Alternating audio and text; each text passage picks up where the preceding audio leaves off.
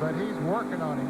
And here's an AutoZone on-track interval, and you can see how he has closed the gap from 2.3 seconds on lap 73 to now just a matter of car lengths on lap 77. He has been faster on each of the 5 laps that we timed. And there we see it comes through turn 10.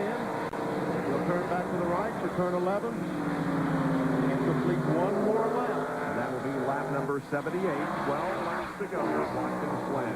Hey, guys, the Ward Burton car is very, very slow. He didn't even go through the inner loop. He just came straight through. He's coasting, it looks like, and I'm not sure that he would be able to get, I don't think he can get back to the garage area. And now he's going to pull it off the racetrack, down on the inside, totally out of the way. That's good thinking on his part. So we may not have a caution. Had the car stopped close to the racetrack, we may have, but it's off the racetrack, and so the green flag remains out. And the battle up front continues.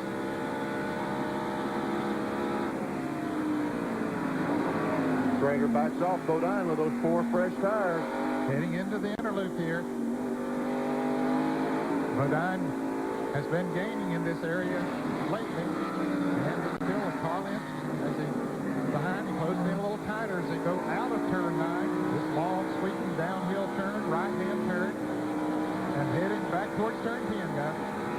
Chevy versus Ford here. Schrader in a Chevy, Bodine in a Ford. Ford has won 6 of the last 7 races on a road course in NASCAR Winston Cup competition.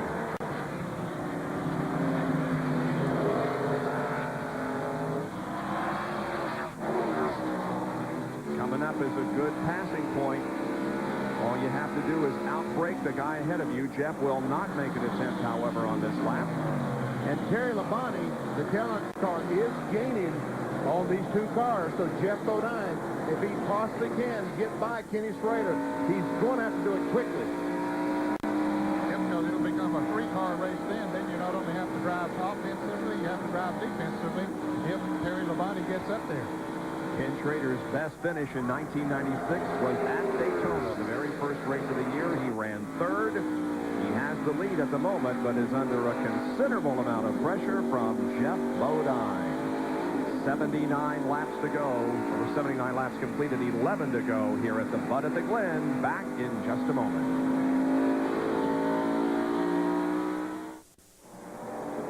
Great battle for the lead at the Bud at the Glen. Ken Schrader, Geoff Bodine, and Terry Labonte running nose to tail with 9 laps to go. Ken Schrader, the leader of the race, last won 159 races ago. That was in June of 1991 at Dover. How about Geoff Bodine? Well, his last win was 55 events ago at North Wilkesboro in October of 1994. Then it looks like Kenny Schrader just got a little bit of a horsepower advantage over Bodine. He comes up through those S's very strong, Benny, but then Bodine picks it back up when they get into the inner loop here and going through turn 9. Of course, those new tires, I'm sure, helps them to come up on Rusty Wallace. Rusty pulls totally away, gets out of the way of them as they head out off turn 9 here. There's a battle between Dale Jarrett and Dale Earnhardt as they battle for the 6th position. But Ken Schrader is doing a great job of using the racetrack to his advantage. Still the Dale and Dale show back there, but not for 1st and 2nd the way they started, but rather the battle for 6th position. Dale is 6th, Earnhardt is 6th, and Jarrett is 7th. Here comes the leaders once again, completed 1 more lap. There the Bud crew said everything's okay. Jerry Bud there, the surprise to the lead, Jerry. You think this Budweiser crew isn't in this race, guys? I mean, they are so pissed they're standing on the wall. And a moment ago, Bodine is side by side with their driver trying to make a move. And he made the move. Well, not yet. They're still wheel to wheel. Man, some good racing up through the S's. Can you imagine that pass, Ned, through the S's? Yeah, what a move by Geoff Bodine. And the field is closing in as they come into the inner loop here. Now Terry Labonte gets by Kenny Wallace. Kenny Schrader. That's, of course, teammate and teammate. Terry Labonte takes 2nd, and Ken Schrader drops from 1st to 3rd in this lap. Actually, about a half a lap. Now then, we're going to see if those 4 fresh tires. Watch this, folks. Down in turn 2, Geoff Bodine almost make contact. Bodine gets the car sideways. And Schrader will not let go. but they finally have to let go, and Bodine goes on, takes the lead. Wow, that was a nice little battle there. The 99 car of Geoff Burton just spun. He was in 12th position, but is going to fall back now. And the 88 car of Dale Jarrett may have a problem. Yeah, he was slow. Mission heading into the pits, but that was flat. Yep. So Dale Jarrett, who was running in 7th position, has to give it up. We've seen several cars off the course recently, and every time they do, they kick up a little more dust and debris onto the racetrack, and that could be what Dale Jarrett encountered.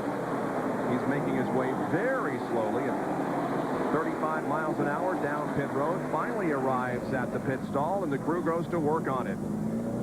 This is a tough break because it's going to hurt Dale in the points. Got a good run going, but has to give it up for... They made some contact with someone. We see him working on the fender, the left front fender, so maybe he and Earnhardt made some contact. He goes back out. Our focus attention at the front of the field once again. Jerry? Well, he did make contact, Benny Parsons, and apparently he had to come in. I mean, his left front tire was almost completely shredded. In fact, most of the tread is completely off, and the cord is showing. I don't think Dale Jarrett would have made another half a lap. As we take a look, maybe we can show you this tire. As Todd Parrott and the crew working on it, and we'll try to... Ken Schrader ran out of gas. Schrader ran out of gas. There are less than 6 laps to go, and Schrader has slowed on the front stretch. And that's the worst place in the world to run out because it's 2.4 miles back to the entrance to pit road. There's no way in the world he can coast all the way back. I don't know where he's going to stop. Boy, they thought they could make it all the way, and they like a long way making it all the way, didn't they? Yeah, 6 laps.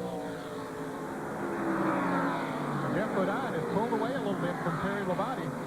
Once he got by Kenny Schrader, Labonte had closed right in on him, but Geoff Bodine pulling away now to about a 12-car length lead. Good battle is for 3rd position as Mark Martin comes up and challenges Bobby Labonte. We watch from the top of Mark Martin's car now. Geoff Bodine is in no trouble in terms of fuel because he came in on lap 63. He shouldn't be. And chased 4 tires, filled the car for fuel, and the next lap, the caution flag fell. A huge break for Geoff Bodine, and he is trying his best to make the most of that break. Kenny Schrader just went through here, Benny, so he's gotten this far. I think he'll make it back to the pits. All right, but boy, he's losing a lot of positions. Yep. Jerry, what happened to Schrader? Was it fuel? No, Bob, it wasn't fuel. It's that typical Kenny Schrader luck. I mean, you just can't believe it. Kenny just radioed a minute ago and told Phil Hammer something broke in the drive line. It's got fuel, but the car, this is not running well at all, so he's barely going to make it back, maybe. Wow. Well, hats off to Kenny, who had a great show out there today. By the way, the 43 car you probably saw, Bobby Hamilton has pulled off the racetrack again. He's going to finish back in about 38th position. Our Fran Field summary for you as we continue to focus on this battle between Mark Martin and up ahead, Bobby Labonte for the 3rd place. The last couple of laps, Geoff Bodine has increased his advantage by 0.2 of a second. Yeah, he's pulling away. Kenny Schrader, when he came down the front straightaway, something puffed out the exhaust. I thought that he had run out of fuel, but obviously that was the engine blowing that I saw. This is the best battle on the racetrack, Martin and Bobby Labonte. You know, Geoff Bodine came into this race with the distinction of having led the most laps by a non-winner. He had led 321 laps.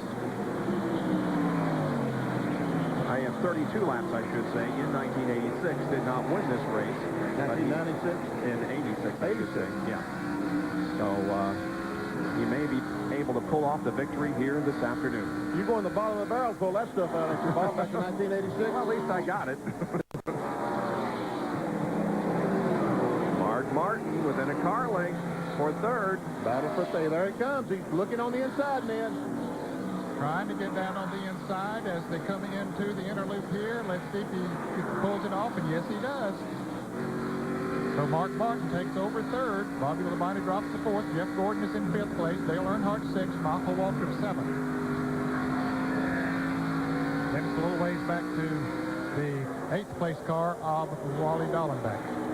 Kenny Schrader just went by us a moment ago. The car is still running, although slow.